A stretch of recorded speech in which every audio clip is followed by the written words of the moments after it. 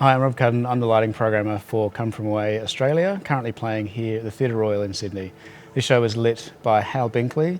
The Australian associate lighting designer is Hugh Hamilton, and the lighting assistant here in Australia is Lisa Benham, and I'm the programmer.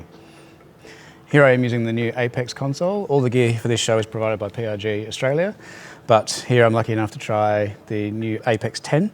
The things that I really like about it is the OLED screens that we can program. I used to use the TI console a lot, and I used to put X keys and different buttons to program shows that are only getting larger and larger.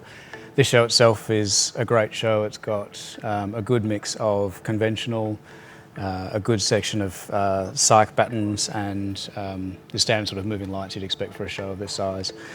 The queuing on this show can be quite complicated, so having a big platform like this is really, really important, and having the Apex here with its new really large ergonomic screens, they're high resolution, they're really crystal clear, so I can work and see and lay out. I've laid out all of my screens differently to how I would on the TI. It's a big improvement. Having access to all of these programmable OLED buttons basically means I can create and have direct access really quickly to anything that I need, and they change at the touch of a button. The faders are quite dynamic and has a lot of different operations and functionality that we're used to, but it's laid out a bit differently.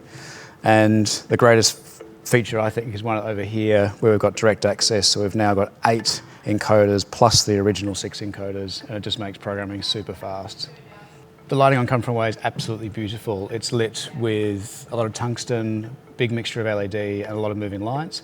The back wall has top and bottom, it has rear, top and bottom. It's absolutely beautiful, and just it makes the whole show just come alive. It helps tell a story.